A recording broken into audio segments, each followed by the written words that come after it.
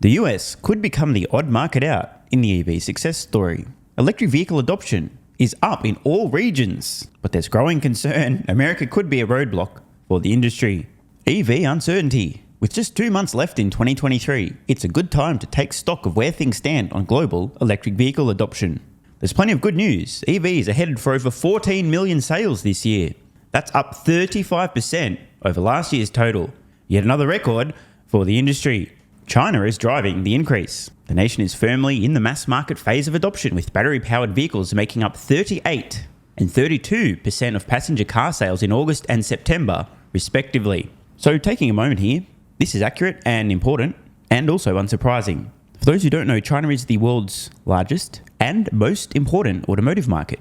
And it's also, aside from a few exceptions, some countries with extremely wealthy funds, insane incentives, a few anomalies out there, shout out to Norway, etc. Far and away, the most developed electric vehicle market. In short, China is a leading indicator of what the future automotive market will look like. And I do mean the future automotive market, not the future Chinese automotive market. The companies in China today selling the most electric vehicles will be the companies globally, generally speaking, selling the most electric vehicles. And in case you missed it, year to date, Tesla's Model Y is the best-selling vehicle of any kind, including internal combustion engine, in China. The best-selling vehicle. That's right. A foreign automotive manufacturer, so to speak, is outselling the home team players in China. Wow. So we can look to the rate of EV adoption in China, and a very similar pattern, a very similar year-over-year increase in percentage terms of electric vehicles sold will occur elsewhere on Earth with a slight lag. The fact that China, high 30% on average now, not too far off 50% of all new vehicles being sold are electric in China, really shows the tipping point is here. Just a few years ago, electric vehicle sales in China were in the single-digit percentages. And in many parts of the world outside of China, they still are. A few years from now, we are talking 20, 30, 40, 50, 60, 70, 80+% of new vehicles sold just about everywhere on Earth being electric. And for those of you who missed the recent video, great survey was done of customers, people who either own an electric vehicle, which was about 6%, or intend on purchasing an electric vehicle in the next 2 years, which was 30+%, or intend on purchasing an electric vehicle in the next 5 years, over 60%. So already, roughly 2/3 of people, and this was across a bunch of regions, so just call it on Earth, roughly 2/3 of people either already own or will own an electric vehicle in the next 5 years. And the remaining 30 or so % of people who remain skeptics, between now and then, most of them will convert and go, you know what, yeah, well, 5 years ago when you asked me, I thought that was a dumb idea, but 2 years later I realized I'm a moron if I buy an ICE vehicle because EVs are way cheaper now and better, so I take that back. Europe has been surprisingly resilient. Sales in the region are on track to climb by a fifth this year to around 3.3 million. Those subsidy cuts in markets, including Germany, could still impact the final tally. Yeah, no. Again, government incentives do not make a difference. I hate to rain on everyone's parade here, but it's a total waste of money. There was a time when it made sense, when electric vehicles were not economical, where they had a massive cost disadvantage to internal combustion engine vehicles. Then I get it. But we're now at price parity in terms of purchase price, significantly cheaper to own and operate, and prices will keep coming down. Governments are pissing away, just totally wasting money now on these incentives. Why? To pander to voters who care about the environment. It's a great way to win votes, but it's totally unnecessary. This would have been like paying households back in 1995, $1,000 each to adopt the internet. Bro, it was going to happen anyway. Look, it would be like paying people to adopt smartphones or HD television. I mean, it's just happening. It's a disruption. As Tony Seba would say, a phase change disruption. While US sales are further behind, they've crossed the 1 million mark for the first time this year and are on pace to climb more than 40% from 2022 levels. And we heard China up 35% from last year on much higher numbers. Bloomberg NEF expects Tesla's Model Y to become the world's best-selling vehicle of any type this year after breaking into the top 5 in 2022. Obviously, this must be thanks to Tesla's latest Super Bowl commercial, right? Oh wait, there wasn't one. Now, I just want to take a moment again because you know how Elon bad, billionaire bad, Rocket Man bad? You know that guy years ago literally said Tesla's Model Y will become the world's best-selling vehicle first by revenue, then by units? And everyone said, you're high, Elon, you're an idiot, bro. What a luxury car. Come on, bro, you must be high. What are you smoking? Give me some. Well, here we are once again. Tesla does what they say they're going to do. Sometimes the timelines can be a little bit off, but they don't miss the target. It is kind of absurd if you realize the average price of a Model Y versus a typical best-selling vehicle on Earth, it is significantly more expensive, yet still now on top. So how does that happen? It's so much better, so much more compelling, offers so much more value that even though Model Y still today ain't cheap, ain't super affordable for most people, is still punching so far above its weight. It is the world's best-selling vehicle. I wonder what happens when Tesla's next-gen $25,000-ish vehicle is released. Something to ponder. Tesla and BYD combined will account for around 6% of the global vehicle market this year. BYD has been dramatically expanding its model lineup and manufacturing capacity. The Chinese company is now also pushing into Europe, and its growth from obscure battery manufacturer to global automobile behemoth is one of the most remarkable success stories in the industry's history. So remember just a few years ago when people thought no one was going to buy electric vehicles? There were folks out there claiming that there was no chance Tesla would sell 500,000 vehicles in 2020 when they originally set that goal out in 2014. And then 2020 rolls around and Tesla did sell 500,000 vehicles. And now today people are saying there's no way Tesla will ever sell 20 million vehicles in 2030. Yeah, obviously they'll be right this time. There's no way they'd sell 20 million vehicles roughly by the end of this decade. That's absurd. No one's ever done that before. Don't you understand? That's more than twice as many as Toyota and Volkswagen sell in a good year. Not possible. Impossible. It would never happen. Never. So I just want to make sure that you guys understand this is not linear growth. This is a curve, an exponential increase. Now, I really wish that everyone reporting these supposed electric vehicle sales would stop including internal combustion engine vehicles with a vibrator-sized battery in them, aka hybrids, in these fucking data sets. They're ICE vehicles. But anyway, those things will be going away soon enough, so they'll no longer be in the data regardless. Now, just a quick take on BYD. A lot of people pointing out that BYD's volumes are increasing, and by the way, credit where it's due, they're doing well. But as I've pointed out a million times, quick detour via X, check this out. BYD's third quarter financial report revealed a significant downturn in free cash flow, plummeting by negative $7.3 billion from a robust $4.8 billion to a concerning negative $2.6 billion.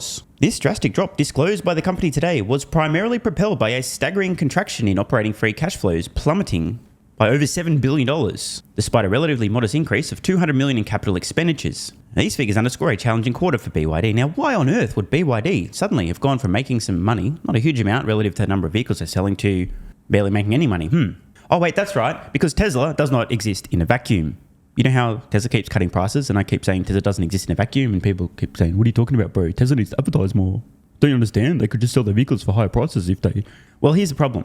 If you're not Tesla, and you don't follow Tesla with your prices, you won't sell vehicles. BYD are now learning this lesson. We already know that Tesla makes a significantly higher profit margin than any BYD vehicle on average. Another great post here on X from AJ. Since inception, Tesla has generated 4.5 times more cash than BYD per vehicle sold. But wait, it's worse than it sounds for BYD, because has BYD developed a Dojo training chip? They're not working on Optimus Spot, are they either? They don't do Megapacks either, do they? What about FSD? Oh wait, no, they're not doing that either. Have they built out their own supercharging network? Oh wait, yeah, you guys get the point, right?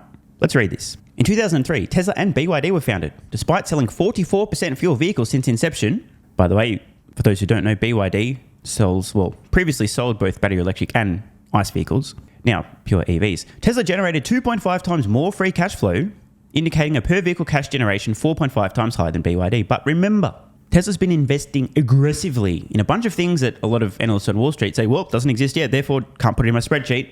When you normalize for that, consider what Tesla's been doing. My best guess, Tesla's probably about 10 times better in terms of financials than BYD. As I've said in the past, BYD is a very low margin business. They sell a lot of vehicles with very small margins. So what would happen, say, if somebody like Tesla starts driving prices down and BYD wants to keep selling vehicles? Well, BYD is going to have their razor-thin margins go to neutral and then eventually negative. Not good. Here we're looking at cumulative free cash flow, which is operating cash flow less capital expenditures. So all other things being equal, a company that's spending a lot of capital, like building factories, chips, these kind of things, is going to look a little worse for wear. Despite BYD selling significantly more vehicles since inception, Tesla and BYD basically neck and neck. Technically, Tesla's done a little bit more in free cash flows on significantly less vehicles. And BYD is the world's second largest electric vehicle manufacturer. Just remember, Tesla does not exist in a vacuum. My prediction for the future of BYD is they'll continue to sell lots of electric vehicles. Hardly anyone else is making them at scale, but their margins are going to go down and down and down and down and down. Of course, I am just a deluded Tesla fanboy, so you should probably ignore everything I say because I can't think rationally about this, obviously. There's also growing optimism on charging infrastructure and batteries. This year, we'll see a record 1.4 million new public charging points installed. Again, this is charging points, not supercharging stations. There's a key difference there. It's often confused, lost in the noise. Let's say you build a charging station with 20 chargers. The media will report that there's 20 new chargers having been built, which is true, but it can seem a little misleading. Utilization is finally getting high enough, speaking of getting high enough, for operators to see favourable economics. Getting suitable grid connections is still a challenge, but there are an increasing number of large charging hubs being built around the world targeting both passenger cars and commercial trucks. On the battery front, early indications are that battery prices in 2023 will resume their decades-long decline after inching higher last year. Lithium and other battery metal prices have tanked, giving the manufacturers more room to manoeuvre. Importantly, there's real progress being made on commercialising new chemistries at both the high end of the market, solid-state batteries, and the low end in the form of sodium-ion batteries. American concerns. Despite all those positive developments, there's more than a whiff of fear in the market right now. Now, this is true. Ford and Government Motors have pushed back their EV targets. The worst possible timing. Oh my gosh, guys. You have no idea how much I look forward to revisiting these decisions from Ford and General Motors a few years from now when they're on the road to and or have already filed for bankruptcy. Imagine you were Blockbuster back in the day and Netflix is starting to disrupt you and you think, oh yeah, streaming. Let's start moving into streaming. And then you start announcing, well, actually, you know what? We think there's going to be a slowdown in interest in online streaming of content, so we're going to pull back our investment in online streaming of content. Yeah, this is around two. Well, Elon Musk sounded pretty downbeat during Tesla's most recent earnings call. Now, this is absolutely true. And I've got to say, and I did say at the time, I can understand Elon Musk has PTSD from Tesla nearly dying in the previous financial crisis. And by the way, the automotive industry right now, the worst situation it's been since then. So I can understand why he's very sensitive to the current economic conditions. He even admitted himself he might be a little bit sort of overreacting. However, I think in retrospect, a couple of years from now, rates will be lower again, you'd hope. Then again, hope's not a strategy, and I thought rates would never get this high this quick, and they did, so obviously I don't know what I'm talking about, or the Fed doesn't know what they're doing, or both. So take this with a mountain-sized grain of salt. But I personally believe that 12, 18, 24 months from now, Tesla's going to be looking back on earnings call and going, you know what, we shouldn't have slowed down. But we were a little bit concerned, there was some uncertainty, so better to not die than push forward. But we do regret that. We're a couple of years behind where we should have been because we slowed down out of an abundance of caution. But only time will tell. As a Tesla investor, I'd rather the company not die, so I totally understand. But I do think this is excessively defensive. But I ain't mad. Like I said, better for the company not to die than to die. It's just like if you're playing a video game, right? Rule number 1, don't die. This means maybe you do a little bit less damage and have a little bit more armor. Who cares? Better to survive than to be dead. EV inventories are rising for many established automakers. Startups are mostly losing money, and consumers seem to grow more hesitant in several markets. Several of these issues are native to the US, where electrifying big pickup trucks at competitive prices is still hard due to their excessive size and weight. Are they talking about pickup trucks or your girlfriend? Wait, what? I know you don't have a girlfriend, sorry. EVs in the US are also becoming an increasingly politicized topic. The vast majority of sales so far have been in blue states, and there's evidence that this correlation between EV buying and voting patterns may be getting stronger over time. Macroeconomic conditions are also a factor, with higher interest rates, stalling house prices, and stock market uncertainty all likely dampening buyer enthusiasm. This is absolutely true. But blaming it all on these factors is a step too far. There are genuine questions about whether mass market buyers in the US are really interested in going electric and at what price. Well, again, I covered this recently, the survey of buyers in different regions of the world. Go watch that video. You'll find it. There are no concerns here. The key issue right now is twofold. 1, people are uncertain, they're fearful, they don't know what the future holds. Interest rates, job security, inflation, cost of living increasing. And in addition to that, the actual cost to finance a vehicle now is through the roof because interest rates have doubled in no time at all. So many consumers who previously intended on purchasing a vehicle of any kind this month, next year, for Christmas, July, are thinking, you know what, I'll wait. They still want a new vehicle, they still intend on purchasing a new vehicle, but that decision has been temporarily postponed. As I said, this is the worst time for the, quote, automotive market in a decade and a half. These buyers have not disappeared and are out of the market. They're temporarily delaying their purchase. The demand still exists, they're just postponing their decision. When things clarify a little bit, when interest rates start coming down, when there's a little bit more certainty, and we're out of the worst of this, you know what's going to happen, right? We're going to see a surge in automotive sales. We're going to see a surge in interest, and we're also going to see a surge in wait times for new electric vehicles that are compelling. Which, well, there's not that many companies making them besides Tesla. That is my prediction. People are mistaking the worst time in 15 years for the automotive market, record high interest rates, consumer sentiment shifting. People are mistaking consumers who were going to purchase a vehicle and it was going to be electric, going, I'm going to wait, I might lose a job, mortgage payment's really high, etc. People are mistaking these consumers, delaying their decision for consumers not actually wanting to buy the electric vehicle. This is some rookie thinking, ladies and gentlemen. Just a reminder that Tesla does not exist in a vacuum. What we're looking at here are discounts being offered on electric vehicles. Obviously, all of these companies should just try advertising instead of reducing their prices. Oh wait, they all do advertise. That's awkward. Anyway, let's read on. The Kia EV6 being discounted by almost 15%. Mercedes EQS, similar. I'm not going to read through all these. Double-digit percentage price discounts on just about all of the electric vehicles available in the US. Now, why would that be? Why would these companies be reducing the price for consumers to purchase their electric vehicles if instead they could just advertise? That's a good question. Obviously, I don't know the answer. And clearly, this doesn't indicate that there's immense pressure right now in the automotive market. And consumers who previously wanted to buy a vehicle, I'm going to wait. In theory, the US should have reached the takeoff point for EVs. Analysis shows that EVs tend to accelerate somewhere around 5 to 8% of sales, after which the steep part of the consumer adoption S-curve hits and everything changes. But there are problems with assuming this will happen everywhere. Oh, God. Oy. Look, I don't want to rain on Doomberg's parade here, but this is a classic case. Oh, look. It's not exactly the same rate of adoption right now in the US. Let's ignore the current macroeconomic conditions and assume that we can't predict a very similar trend for EV adoption. Yeah, makes sense. First off, that takeoff point is based on a relatively small number of countries with different policy. They think policy makes a difference, you idiots. Being pulled at the same time, making it hard to get a clear view of organic demand. You know, the predictable cost curves here, I'm not going to cover this. Tony Siebert says it better than I could ever. Second, the concept of the S-curve has mostly been calibrated on household or consumer goods. Things like TVs, radios, microwaves, and smartphones. Just a bunch of totally different independent technologies. Therefore, this would never happen to automotive, right? I know how they're going to reason this, because automotive is a much more expensive purchasing decision, and therefore, maybe it won't apply this time. None of these are at the upper limit of people's purchasing power the way cars are. The steepness of the EV curve will be shaped by how fast costs continue to come down. The cost to capabilities, right? That's the thing that matters. The value offered. Did they get better and or more affordable? Did the same thing happen to iPhones? Yes. What happened with the automobile when it first came out and disrupted the horse and... Oh wait, that's right, the exact same thing. If it's better and offers better value, the adoption is going to be essentially the same curve. If you're old enough to remember the old CRT televisions, then what happens when HD TV, next minute flat screens, next minute 4K? The reason people adopted those is because they got better and or cheaper.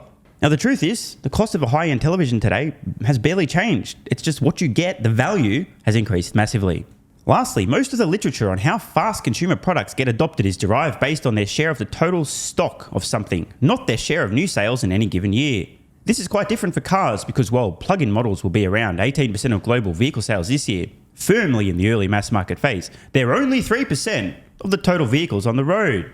Plenty of people never buy a new car, so there's an argument to be made that the share of new sales is the right metric. But it is the right metric, bro. But the point is that we're in relatively uncharted waters on this one. It's true, there's never been a disruption in the personal transportation industry before. Oh wait, no, there has. That's all good. We've never seen technological disruptions before. Oh wait, no, that's happened as well. Oh, I know what he's saying. But this time is different. Now, I just do want to stress, the reason that this is inevitable and there's no uncertainty is because the cost of these things will continue to decline predictably, as Tony Siebert recently pointed out. Check out my recent videos or just go watch the source. Cost curves are like gravity. They are predictable. We can predict that the cost to buy a compelling electric vehicle will continue to decline predictably all decade and into next decade. In addition, at the same time, the capabilities offered by these vehicles will increase as prices come down. The automotive market today globally is roughly 80 million vehicles sold per year. Those existing ICE vehicles, the prices on those aren't going to budge. And the features, the functionality, the capability will barely change as well. It's mature technology. Over a century of innovation and cost declines have already taken place. Whereas electric vehicles are brand new. They're going to get much better, much cheaper. As production scales up, there's new innovations in manufacturing and so on. Disruption occurs when the new technology is so much better than what it is disrupting, that it becomes an absolute no-brainer. How many people do you know today, except for some nerd who's just trying to look cool, who walks around with an old Nokia brick phone that doesn't do shit except make calls and send text messages? Nobody. Why? Because a smartphone is that much better, even though it costs significantly more, and EVs won't, the cost will keep plummeting. Even though it's way more expensive, it offers so much more value that it's inevitable. Everyone wants a smartphone. Just about everyone on earth owns one. There are people without running water who have smartphones today. I'm not even kidding. That's how disruptive technology can be.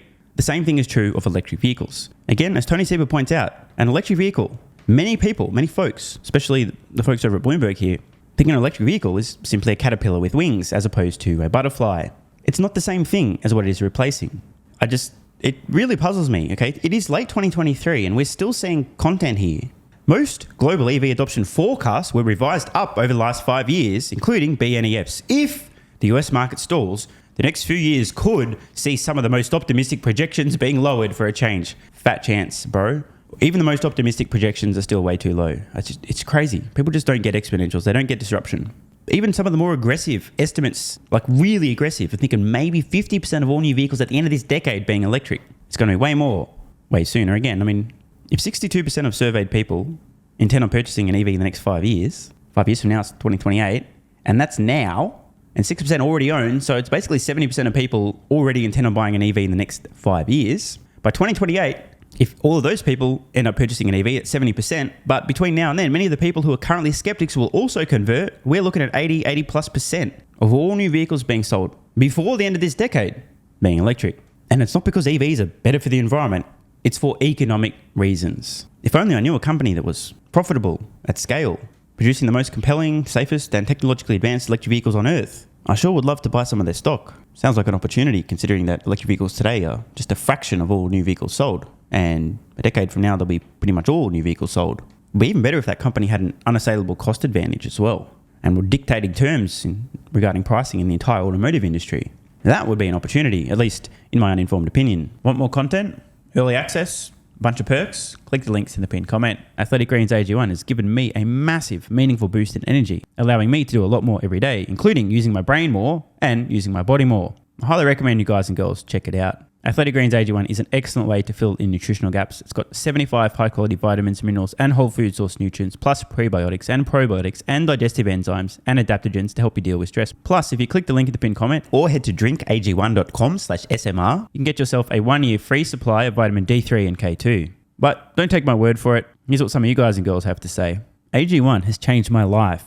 I was, as you described, treating myself like a circus, ate like trash, rarely exercised, used alcohol as a stress crutch, cannabis also. AG1 is what gave me the kick in the ass, got me back to the gym, motivated me to do more for myself, family, my business, etc. Keep doing what you do. Now, I know there's some skeptics, the same kind of people who think Elon Musk is a fraud, reading this going, what do you thought? There's no way that's possible, bro. It must be a placebo effect. Believe it or not, this is a recurring theme. If you give your body everything it needs to feel and perform its best, including having a lot more energy, you'll need ways to use that energy. For me personally, that includes more exercise, moving my body more social activity, and more cognitively demanding tasks, including producing a ton of exclusive content over on Twitter and on Patreon, plus my daily YouTube uploads. The proof's in the pudding. On to another testimonial from a viewer of this channel. SMR, you asked me to provide feedback on AG1. Here it is. It has helped with mental acuity, stamina, and intestinal waste management.